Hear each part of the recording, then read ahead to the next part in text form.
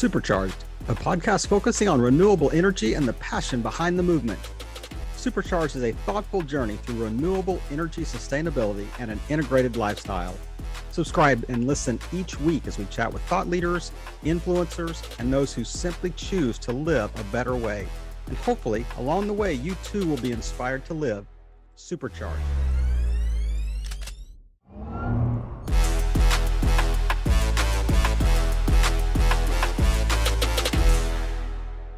This is Kevin Pruitt with another episode of Supercharged, the podcast, and I have a special guest today, Kristin Hanes. Kristin, thanks for joining us on Supercharged. Yeah, thanks so much for having me.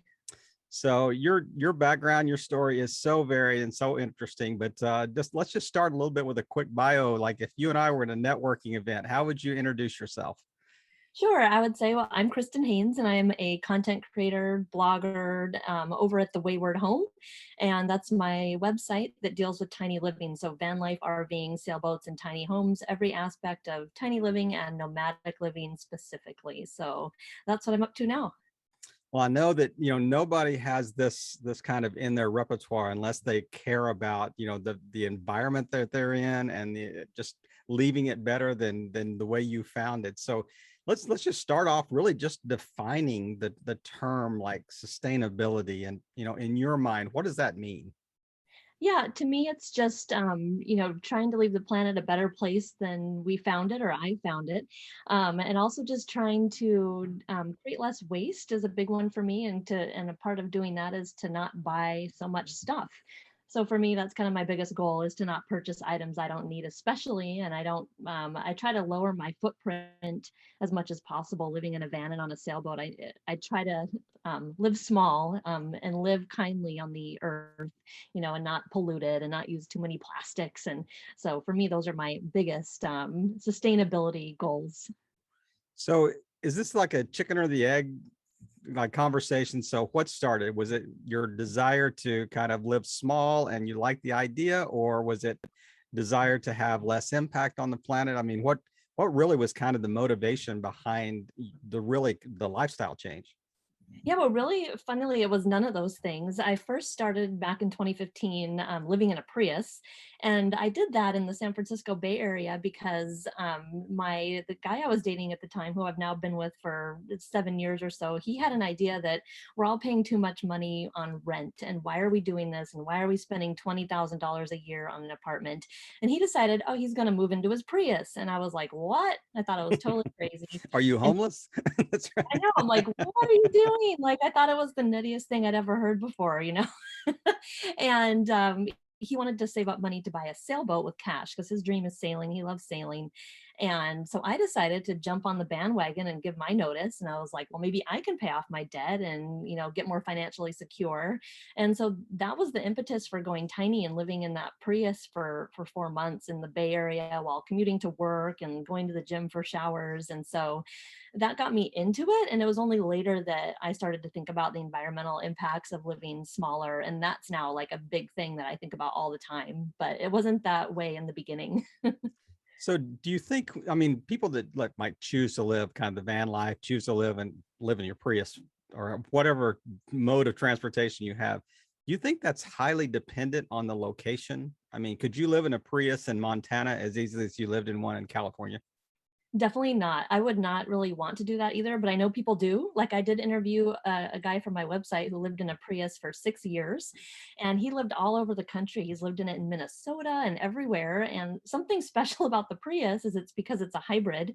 You can actually keep the heat on all night or the air conditioning on all night. And so you can stay climate controlled, which is amazing. But it is way easier on the West Coast or places that are dry. It's easier in the summer. And so we do have a van now, but it's definitely dependent on where you live for sure. So walk us through kind of the various modes of transportation between, I think you said 2015 and today. Yeah, so in 2015, we lived in the Prius. And then a year later, I was actually laid off from my job as a radio news a radio news personality. The whole newsroom was decimated. And at that time, my boyfriend had purchased a sailboat, and I said, can I please move on to your sailboat with you? because I don't want to go into debt just to, afford an apartment in San Francisco. And that's kind of what got us started in the sailboat lifestyle. And that was in 2016. And then after a couple years later, I bought my first van. And so what we do now is we split our time half and half between a sailboat and a van. And that's kind of what we have at the moment. And the sailboat is moored in California in the San Francisco area, or where? It's not. We actually took it down to Mexico last year, and it's anchored. It's at a boatyard actually down in Mexico, and we will go rejoin the boat in the winter. And so we do winters in Mexico and summers now in the US, traveling in the van and camping. Now the sailboat is it like habitation, or do you actually like take it up and down the coast? And I mean, what's the main purpose for the boat? Yeah, the boat is definitely it's kind of like the size of an RV, so it's a 42-foot boat. It's pretty big. Yeah. And so we use it to cruise up and down the coastline and explore very hidden off-grid areas. And the boat itself is super off-grid. It's solar powered. I mean, it has an engine, but we use solar to power all our devices on the boat. And we have a water maker. And so we try to be very sustainable while living on that boat as well. We try not to use our fuel as much as possible. So let's talk about the van that you've kind of transitioned to. And would you say you spend the majority of the time in the van or majority of the time in the boat? Kind of both. When we were on the boat, we were in San Francisco for most of it, actually, because it was being restored. It's a very old boat. And so we were part of the time on the boat and part of the time living in the van, kind of in parking lots or on the street, while the boat was being renovated. So now it's more half and half, but I guess we did spend the majority of our evenings on the boat because it is more of an RV with a bathroom and a kitchen and a larger living space. Right. So Right. but now we do half and half more. So is the van that I'm assuming it's like a van that you converted into, put bed in it and refrigerator and a little kitchenette type thing. And is that considered virtually off grid, or do you plug into electricity when you're in RV parks, or how do you power that? Yeah, so it's a Chevy Astro. So it's actually a really small van. It's a minivan size, which is amazing that both of us fit in there. It's from 1994. And we did put 2 solar panels on the roof, which we use to power a small portable refrigerator. Mhm. And it also powers like our computers and our devices. But LED lights, what else is in there? yeah, LED lights. And it does not have a kitchen in it because it's so tiny. Mhm.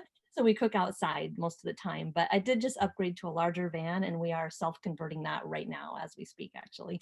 I thought I'd seen that on a recent video that you were kind of, moving up. I mean, it's almost like you're out of tiny house land because the van's so big compared to the one you had before. So you Yeah, have a little extra space. You might even, put like 2 living rooms in it or something, like, who knows? You're got a recliner in the middle of it. So I know. It does feel like a mansion compared to the Astro. It's just a regular cargo van and it feels gigantic. So that perspective is pretty funny. So for people that are looking to build something small or to convert something small to live in full time, so I know that looking on your website, you've got a number of different options. You got tiny houses, you got schoolies, you've got vans, you've got boats, whatever. Is there kind of an optimum option for people that are that they don't want to live in a Prius, they don't want to live in a tiny van that doesn't even have a kitchen in it? I mean, what's kind of the best option for somebody that's kind of wanting to just dive in with, it's almost like glamping, so to speak. Yeah. What's the glamping option? Yeah, probably like an RV would be the easiest way to start going at it. I think they're pretty easy to purchase. There's tons of them out there, except for, I guess there was a lot of demand this year and they were harder to purchase, but they're easy to run. You don't have to fix anything. You don't have to do a huge DIY project. And RVs come in such a variety of sizes that people can get one that is the size of a van if they want, but it comes with the bed and the kitchen, or they can get a huge one. So I think that's a good way to kind of jump into it and maybe take smaller trips before doing it full time and just make sure that they like the lifestyle would be my advice. And you got quite a platform. I mean, I just seeing like the people that follow you online or the people that are subscribing to your YouTube channel or whatever. So when you talk to people, I mean, I know that invariably they're talking about, alternative ways to live, but does the conversation get broader than that? Is it about just what's your lifestyle like? How do you live differently now? Yeah, probably just more, I'd say more connected with nature and more time outside than I ever have in my whole life, which to me is really incredible. Like now, as you see in this video, I am in a house. I'm staying in my mom's house while she's on a trip, and we're using this time to build out the new van. But I am starting to feel like I really miss being outside. We actually set up our bed near the biggest window in the house so we can have that fresh air coming through, because both of us now feel weird sleeping in a room. It's kind of a Yeah. strange adjustment for us because we're used to like fresh air blowing in our face all night. And so I've changed a lot in that now I live about 95% of my life outdoors, or in close proximity to the outdoors. And I think that has a profound impact, especially when we think about the environment and sustainability, and we're like in it all the time, like thinking about it. So do you do courses? Do you have like speaking engagements where you're talking about this, but it invariably may be leading to, what's the impact on the planet and what's the why behind, the way you live? Yeah, I don't do really courses or many speaking engagements actually. I focus on just creating content and engaging with listeners and talking to them about doing this and how to do it and kind of how to make money remotely. And they are interested in living a tinier lifestyle for freedom and adventure reasons a lot. They don't want to pay, a mortgage anymore or have that job tying them down. Right. And a lot of people are retirees just trying to figure out how to save money. And so I interact with so many people on a broad scale that just really want to just like get rid of the shackles of that daily 9 to 5 grind. I think that retiree idea came to you by looking at my little checkered here, goatee that's looking at you in the Zoom screen here. I think that was a subliminal message that you picked up there. But so as you're talking to people and they want to get started in this, so if they ask you, can I do this too? I mean, how can I make it? How hard is it going to be? What do you say to encourage people to kind of take that first step? Yeah, I think people have to be used to the fact that there is an adjustment period. Like for me, when I started living in the Prius, it wasn't like a super easy, super fun thing, really. I was doing it more to save money and pay off debt and kind of be in a better financial situation. But it was hard, like giving up the house and living like parked in a vehicle on the street where you're not sure if someone's going to come knock like on your window. Like living in a vehicle in a city probably isn't my favorite thing ever, but that's what we had to do for a long time until recently when I created a remote income. We're able to be out and about away from cities, and now that's my favorite thing. But I think people have to be used to be prepared to have like those feelings and for it to feel not normal for a while, and that's totally fine. They just have to stick with it and find community, other people that do it, which is why I created my website actually, is so people can come and connect and like really feel like there's others doing it too, because you can feel really lonely, especially when you're Right. out traveling by yourself in a van. So you talked about you also help people kind of get started with, maybe finding ways to make money online as they're working remotely or kind of digital nomads, so to speak. What are some ways that are kind of major categories, I guess, of jobs that are really good for this type of lifestyle? Yeah, well, since I work for myself as a blogger, I think that actually doing your own type of work where you start your own business is probably best because it gives you your own hours and schedule. You don't have to be there for meetings or certain 9 to 5 events, where people do that out in an RV. They tune into Zoom meetings or they do work for someone, but I think it is more challenging to create a lifestyle around that. Mm, So there are a lot of people that are bloggers or YouTubers or virtual assistants or course creators, authors, like any of those things in the online business realm are probably like some of the best, but they do take a long time to get it up and running and making money. So people can get discouraged. right. So it's good to have like a few sources of income. Like while I was building my blog, I did freelance writing on the side and like travel writing and just all sorts of writing because that was where I knew I was going to get a paycheck. But the blog took several years to start Yep. making money. So Yep. people have to be prepared for the long game if they're going to work for themselves for sure. See, you're starting to answer my questions before I ask them. So, my very next question was going to be, it's my understanding that like, content creation, blogs, even like niche sites and things like that take a while to really catch on and start generating income. So is there a short term and kind of a longer term strategy as you're trying to figure these things out?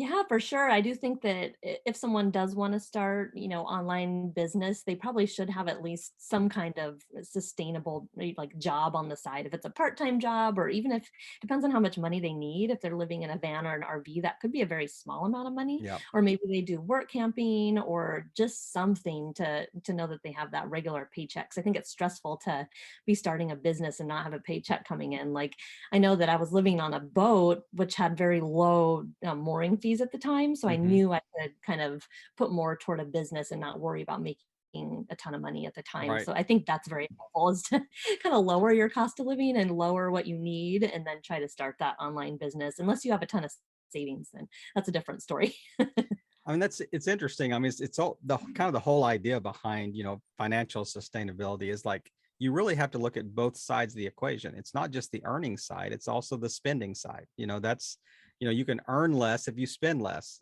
People are like, well, I have to maintain this lifestyle. Well, actually, you're making a choice, to maintain that lifestyle. So, you have to look at both sides of those. But as you're kind of traveling around and encountering people that are in your community, who out there do you think is really doing this well other than yourself? I mean, do you have people that you kind of look to that say, they're really kind of leading in this movement and they're really making a positive impact and have, a wide platform, so to speak? Yeah, I feel like there's quite a few, and there's a lot of different types of people that I look up to or that I have been communicating with along this journey. Like both of us have been starting it together, and we see each other progress, and I just love that. And I just talked to a woman named Camille Attell. Actually, she's awesome. She's a full-time RVer, and she has this big, robust course and coaching program to help people find remote work, and that's what she does. And I think that's really inspiring, and she helps a lot of people. And there's another woman out there who, Michelle Schroeder Gardner, and she runs a website called Making Sense of Sense that is a financial planning website, but it has nothing to do with tiny living per se, but she lives in an RV and on a sailboat. And she definitely talks to her audience about not spending so much, like being financially responsible, like being with nature. And I think that she has a very large platform, and she's someone that inspired me to start blogging, because I didn't even know blogs made money back, a few years Right. ago. So Right. someone that I definitely look up toward, and I really admire her lifestyle, even though she's a millionaire due to blogging, and she lives a very tiny lifestyle. And I think that's really cool. And she's not purchasing tons of stuff or living lavishly. And so I think that's a neat example that she's setting. So, I mean, she's actually looking at both sides of the equation for sure, in that case. So Mm, you mentioned yeah, really totally. early, when you're talking about sustainability and you were talking about, less waste, having a small footprint, living small and kindly. It's Mhm. really not just the size issue. It's not that you live in a smaller house or a small van or a smaller boat or whatever. It really is. It's more than that. It's like consumption and, conscious consumption and, purchases that you make. And, walk us through that a little bit of, just kind of what does your lifestyle look like in those areas? Yeah, so I try not to buy much stuff at all. I probably every year in the summer is when I try to buy, some clothes. And all these clothes have to fit in a very small bin on my Astro van and on my sailboat. And so I spend kind of the summer getting rid of clothes and buying new clothes. And that's the only time during the year I do that particular thing. And I really assess like what I'm using, what I need. And I think about it so much before I even go and make that purchase. It's kind of funny, just the amount of thought that goes into it. So just in everything I buy that's new, any piece of gear, I really have to use it. And I really like that when it has multiple uses. It's not Yeah. just one thing. Like, for example, I could never see myself buying like an air fryer or like some of these kitchen appliances, because they have Hmm. one purpose, which I can use something else to achieve that goal. And so I think that's kind of how stuff gets accumulated, is people aren't really thinking like, why do I need that when this other thing will do that too? Like it just adds to an accumulation of so much stuff in people's homes and garages. And it's very difficult for me to see these days, because now that I live tiny and really have a small collection of stuff, like I just can't imagine having a large home full of stuff. It's kind of traumatizing to think. I can certainly imagine that how that would be the case. I mean, I live in a larger home with a lot of stuff, and it's traumatizing to me to look at it all the time. I can assure you that there is stress with stuff. That is it. There That is a is. There's a lot of it. great way to put that. And I mean, Yeah. I really like the idea of buying things that have multi-purpose. That I mean that's true of so many things. I mean, buy shoes that would have, that are flexible use. Clothing that you would maybe layers. That type of thing. If you want to hike.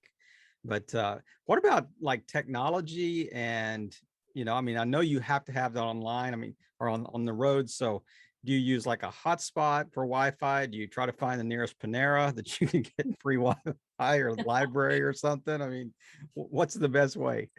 Yeah, so I actually have a hotspot, and it was kind of a journey finding the right one because I require a lot of bandwidth and, working online and traveling and having to do even like Zoom meetings, it takes a Yeah, lot of bandwidth. And I'm actually using my personal hotspot right now to do this Zoom meeting, which proves that it works it very well. does. It does. Hey, I And want you to tell us what you use because a lot of people probably would wonder about that. So yeah, it's by this company and their reliable internet services, I believe is their correct name.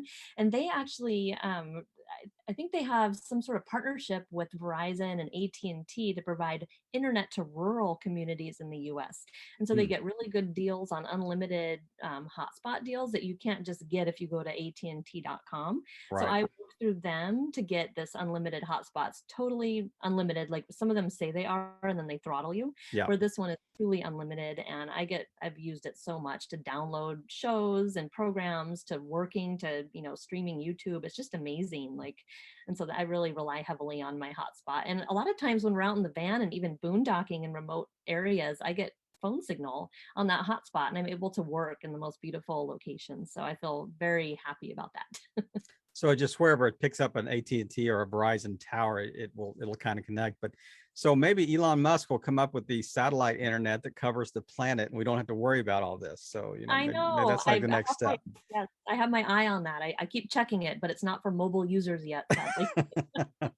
One day, one day.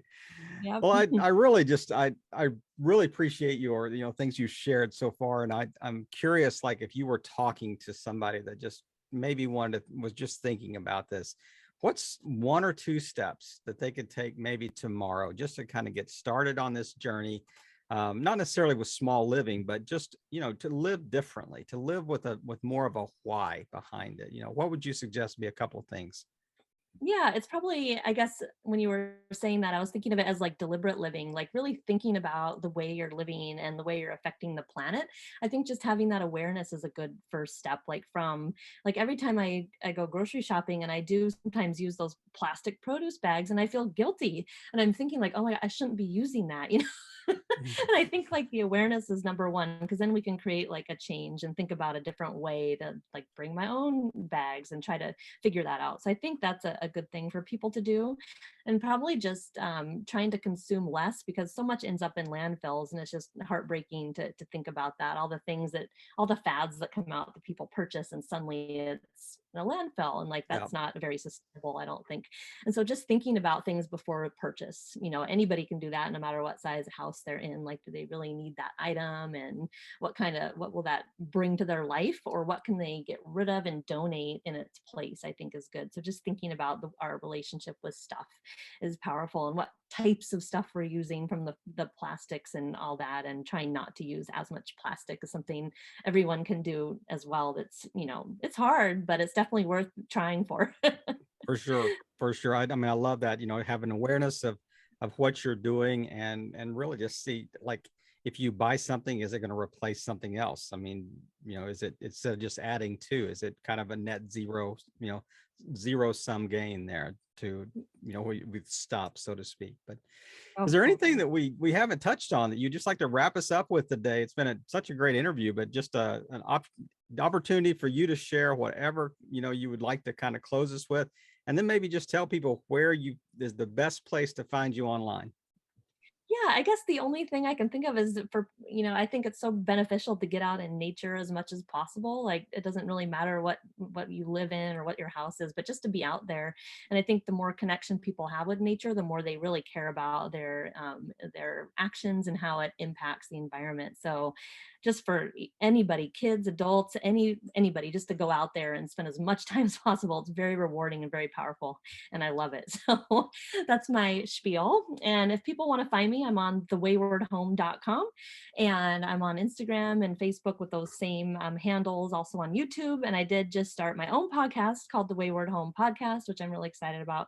So there's a variety of ways people can find me online. So yeah, come Well, on over. Kristin, thank you so much. I love the YouTube channel, especially because I'm kind of visual, and it's good to see that and motion and audio attached to that. But yeah, I encourage people to look it up. It's called The Wayward Home on YouTube, and she said she's got her website and just started a new podcast. So I encourage our listeners to jump over there and search that on Spotify or Apple Podcasts or wherever that's found. But Kristin, thank you so much for just taking time today and just sharing, the kind of the why behind, it's so important to you to live differently and to, as you mentioned, less waste, small footprint, live small and kindly. What a great way to Totally. wrap us up today, Kristin. Thank you very much. Thank you so much.